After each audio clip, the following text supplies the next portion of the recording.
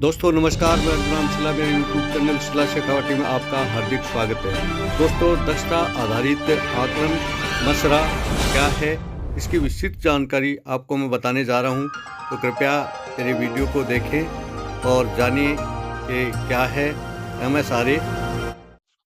दोस्तों नमस्कार। दोस्तों, शिक्षा विभाग में नए नए नवाचार हो रहे हैं। साथियों, गत वर्ष कक्षा 3 से 8 तक अध्ययनरत विद्यार्थियों के जो दक्षता आधारित आकलन आरकेएसएमबी के द्वारा किया जाता था, लेकिन इस बार आरकेएसएमबी से बदलकर और मसरा यानी एमएसआरए किया गया है। और ये जो आकलन है, इसके लिए विभाग द्वारा आदेश जारी कर दिया गया है और राजस्थान बीकानेर का जो आदेश है, और उसमें ये बताया गया है कि मुख्यमंत्री शिक्षित राजस्थान अभियान एमएसआरए पूर्व कक्षा दक्षता आधारित आकलन प्रथम के आयोजन संबंधी दिशा निर्देश के संबंध में, तो ये दिशा निर्देश जारी कर दिए गए हैं कि इसमें क्या क्या जो आकलन में क्या होगा और इसकी जो तिथियां क्या होंगी, सारा जो शेड्यूल है यहाँ पे डाल दिया गया है। तो ये जो एमएसआरए है, वो राजकीय विद्यालय में 3 से 8 तक जो अध्ययन करने वाले जो विद्यार्थी हैं, उनको साल में और 2 बार कॉम्पिटिटिव बेस्ट आकलन किया जाना है। तो इसके लिए और 20 जनवरी से लेके और 22 जनवरी 2025 तक एक आकलन है वो किया जाएगा। तो इसका जो शेड्यूल है वो बताया गया है कि 20 जनवरी 2025 को सोमवार को 11 बजे से लेके और 12 बजे तक का जो समय है, वो तीसरी, चौथी, पाँचवीं, छठी, सातवीं, आठवीं इनकी जो कक्षाओं के लिए हिंदी का पेपर होगा। और 21 एक 2025 को मंगलवार को 11 बजे से लेके 12 बजे तक है वो तीसरी, चौथी, पाँचवीं, छठी, सातवीं का है वो अंग्रेजी का होगा। और इसी क्रम में 22 जनवरी 2025 को और बुधवार को 11 बजे से लेके 12 बजे तक, और ये तीसरी, चौथी, पाँचवीं, छठी का गणित का होगा। तो ये जो पिछली बार भी आरकेएसएमबी में भी हिंदी, अंग्रेजी और गणित का जो आकलन हुआ था, और इस बार भी तीनों इन विषयों का आकलन है। अब इस आकलन के मुख्य दिशा निर्देश क्या हैं, तो हर एक के बारे में हम शॉर्ट में हम बात करेंगे। तो प्रश्न पत्र संग्रहण स्वयं डाइट के भवन में होगा या फिर किसी राजकीय विद्यालय में हो सकता है, और ये संग्रहण वितरण केंद्र जो है वो जिला मुख्यालय पर ही स्थित होना अपेक्षित है। और लेकिन कुछ परिस्थितियों के कारण हो सकता है इनको किसी अन्य विद्यालय में और रखा जा सकता है, जिले के किसी अन्य स्थान पे भी रखा जाता है। लेकिन संग्रहण वितरण केंद्र है, उसका चयन करते समय प्राचार्य जो डाइट प्राचार्य है, वो सुरक्षा, सहज, सुगम परिवहन की दृष्टि से पूर्ण आश्वस्त होकर ही निर्णय लें। यानी सारी जो जिम्मेदारी है वो डाइट प्राचार्य की होगी। तीसरा जो दिशा निर्देश है वो ये बता रहे हैं कि गोपनीय जो मुद्रक द्वारा जो 33 जिले हैं, उनमें प्रश्न पत्र जो पैकेट है, उनकी जो आपूर्ति है वो 14 से 16 जनवरी 2025 तक की जाएगी। यानी इस तिथि तक इन जिलों में ये पैकेट्स है वो भेज दिए जाएंगे। और प्राचार्य डाइट द्वारा संग्रहण वितरण केंद्र पर जो भी नियुक्ति अधिकारी जिनको नियुक्त किया जाता है, उनको ये कहा जाएगा कि भाई आप अपने फ़ोन है वो चालू रखेंगे, ताकि आपूर्तिकर्ता से वार्ता हो सके और प्रश्न पत्र आपूर्ति निर्बाध संपन्न हो पाए। और ये जो प्रश्न पत्र है किस जिले में किस दिनांक को आएंगे, इसकी आपूर्ति के लिए पंजीयक जो कार्यालय है बीकानेर द्वारा सभी डाइट्स को ये बता दिया जाएगा कि आपके फला दिवस को आपके यहाँ पे प्रश्न पत्र पहुंचेंगे। तो ये जानकारी है वो पंजीयक कार्यालय द्वारा दी जाएगी। और चौथी जो बिंदु है, उसमें ये बताया गया कि संग्रहण जो वितरण केंद्र है उसकी सुरक्षा के लिए और जो कर्मचारी लगाए जाएंगे, और वो राउंड द क्लॉक ड्यूटी के आदेश जारी किए जाएंगे, और ये प्राचार्य डाइट द्वारा जारी किए जाएंगे। राजस्थान आवश्यकता और प्रकृति के अनुरूप प्राचार्य डाइट के प्रस्तावित करने पर ये आज से के आदेश संबंधित मुख्य जिला शिक्षा अधिकारी करेंगे। यानी संग्रहण और वितरण केंद्र पे वहाँ पे और सुरक्षा की दृष्टि से कार्मिकों को लगाया जाएगा। और संग्रहण केंद्र पे जो प्रश्न पत्र हैं वो उनके जो पैकेट्स हैं या बॉक्स हैं वो पीओ वाइज या यूसीओ वाइज है वो प्राप्त होंगे। और ये जो प्रश्न पत्रों की जो संख्या है वो शाला दर्पण से जो डाटा लिए हुए हैं उनके आधार पर संख्या के हिसाब से वो पैकेट बनाए जाएंगे और उस हिसाब से ही और वितरित किए जाएंगे। वितरण केंद्र पे जो प्रश्न पत्रों के जो पैकेट्स जो आएंगे या वो जो बॉक्स आएंगे वो पीओ वाइज और यूसीओ वाइज आएंगे। और ये जो उनकी जो संख्या है वो शाला दर्पण के पोर्टल से जो डाटा फेच करके और उनके जो पैकेट बनाए गए हैं संख्या के स्कूल वाइज कितने जो स्टूडेंट है उसकी संख्या के हिसाब से वो पेपर बनाए गए हैं। अगर जब पोर्टल से जो डाटा लिए हैं उस वक्त अगर कोई विद्यालय उस टाइम शामिल नहीं था तो उनके जो पैकेट्स अलग बनेंगे। तो उन पैकेट्स पे क्या लिखा हुआ होगा, नो पीओ या विदाउट पीओ।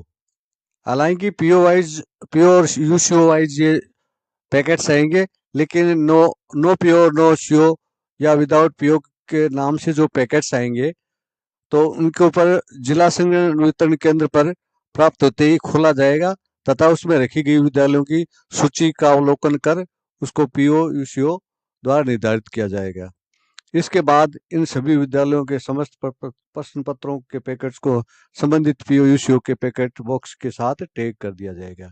यानी कि जो नो पीओ नो सीओ और यूसीओ और विदाउट पीओ वाला जो पैकेट्स आएंगे उसमें विद्यालयों की लिस्ट आएगी और उस लिस्ट के अनुसार है वो विद्यालय कौन से पीओ के साथ जाएगा तो उसकी जो लिस्ट है उसके हिसाब से और अटैच कर दिया जाए, एक्स्ट्रा एडिशनल जोड़ दिया जाएगा।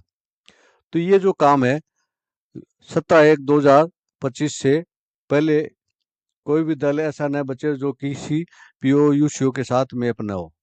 तो सातवीं जो बिंदु है उसमें ये बताया कि जिले में जो संग्रहण वितरण का जो वितरण जो किया जाएगा तो उस स्थिति में और प्राचार्य जो डाइट प्राचार्य वो उनकी उपस्थिति में ये सारा काम वितरण का काम किया जाएगा।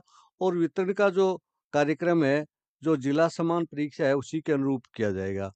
और समस्त सीबीओ तो ये समस्त सीबीओ को दिया जाएगा। और इस प्रक्रिया में प्राचार्य डाइट स्थानीय परिस्थितियों व आवश्यकताओं के अनुरूप जिले के मुख्य जिला शिक्षा अधिकारी और जिला शिक्षा अधिकारी मुख्यालय प्रारंभिक और माध्यमिक संगठन वितरण केंद्र के उपस्थित रहने को भी अधिकृत करेंगे। यानी कि जो जिले से डाइट प्राचार्य है वो वितरण जब करेंगे तो सभी सीबीओ को ये वितरण करेंगे।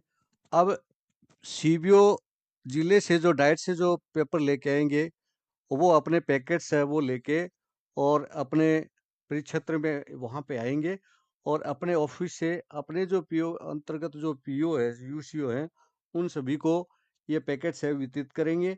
और करने के साथ साथ जो नो पीओ विदाउट पीओ के जो अंकित पैकेट है वो भी उन विद्यालयों के साथ में अटैच करके और भिजवाएंगे। जो पीओ यूसीओ के पैकेट तो होंगे होंगे, इसके अलावा नॉन पीओ और विदाउट पीओ के भी पैकेट्स होंगे और इसके अलावा कुछ रिजर्व भी होंगे। तो ये सारे पैकेट्स हैं वो सीबीओ के पास होंगे। इसके बाद जो सीबीओ है सभी सीबीओ है 16 जनवरी 2025 को अपने क्षेत्र के जो पीओ यूसीओ है उनको ये प्रश्न पत्रों के जो पैकेट्स है वो वितरित करेंगे। और इसके साथ नो पीओ विदाउट पीओ अंकित पैकेट्स है वो भी विद्यालयवार है वो उसमें उन संबंधित विद्यालय के साथ है अटैच कर देंगे। सीबीओ से प्राप्त होने के बाद में पीओ भी 16 और 17 तारीख को अपने परिक्षेत्र की जो राजकीय जो विद्यालय है उनमें प्रश्न पत्रों के जो लिफाफे है उनका वितरण कर देंगे। परीक्षा के दिनों में और डाइट है वो कंट्रोल रूम स्थापित करेगी जहां पर वो सूचनाएं वो है कलेक्ट करती रहेगी। और ये जो मेल दी हुई है इस मेल पे और यहाँ भी मेल के थ्रू सूचना मांग सकते हैं। अब शिक्षकों व परीक्षार्थियों के लिए जो दिशा निर्देश क्या है, तो शिक्षक है वो परीक्षार्थियों के किसी भी प्रश्न के समझने में कोई कठिनाई आ रही है तो उसके बारे में बता सकते हैं, लेकिन उस प्रश्न का कोई उत्तर नहीं बताएं। ये बात वीक्षक कृपया ध्यान दें। और वीक्षक ध्यान रखेंगे कि परीक्षार्थी द्वारा प्रश्न पत्र और OCR शीट को मोड़ा या फोल्ड नहीं किया जाए, यानी क्योंकि स्कैन करने में जब दिक्कत आती है इसलिए मोड़े नहीं। वे स्वयं भी संग्रहण के समय प्रश्न पत्र और OCR को सीधा रखें। आप प्रश्न पत्र को स्कैन कैसे करेंगे? प्रत्येक आकलन प्रश्न की परीक्षा समाप्ति होने के तत्पश्चात संबंधित शिक्षक शाला दर्पण शिक्षक ऐप पर परीक्षार्थी द्वारा निश्चित आकलन पत्र OCR को स्कैन कर अपलोड करेंगे। तो दोस्तों, जैसे परीक्षा समाप्त हो जाती है उसके बाद में जो सब्जेक्ट टीचर है वो अपने जो एक मोबाइल पे शाला दर्पण ऐप है वो डाउनलोड करेंगे और उस ऐप से ये जो अपने संबंधित जो विद्यार्थी हैं उनके चिन्हित आकलन पत्र और OCR को है वो स्कैन करके अपलोड करेंगे। और स्कैनिंग के समय भी शिक्षक ध्यान रखें कि OCR है वो जब स्कैन करते हैं तो सीधी रखें, और शिक्षक जब पेपर को स्कैन करते हैं या OCR को और प्रश्न पत्र को जब स्कैन करते हैं तो उसके जो चारों कोने हैं वो अच्छी तरह से देख लें कि कहीं साइड तो स्कैनिंग के टाइम कोई साइड तो नहीं कट रही है, तो एरिया संबंधित जो एरिया है वो कटा तो नहीं है, पूरी स्कैन होनी चाहिए। तो आकलन के बाद आकलन पत्र और OCR की जो स्कैन करने की जो अंतिम तिथि है वो 25/1/2025 है। अतः इस दिनांक से पूर्व ही शाला दर्पण ऐप पर से स्कैन कर लें। टाइमलाइन जो रहेगा वो 14/1/2025 से लेकर 16/1/25 का तो जो जिला लेवल पे संग्रहण का होगा, और जिला संग्रहण से CBO के पास जो आएगा 15 और 16 को, और 15 से 16 CBO से फिर, और ये CBO UCO को देंगे, PO UCO को देंगे 16 से 17 के, और PO UCO है वो 16 और 17 को ही और अपने अधीनस्थ विद्यालयों को देंगे। तो ये सारी जो जानकारी है वो इस MSRA में है। साथियों, आपने मेरी वीडियो को देखा, इसके लिए आपको बहुत बहुत धन्यवाद। वीडियो अच्छा लगा हो तो वीडियो को लाइक करें, शेयर करें और चैनल को सब्सक्राइब करें।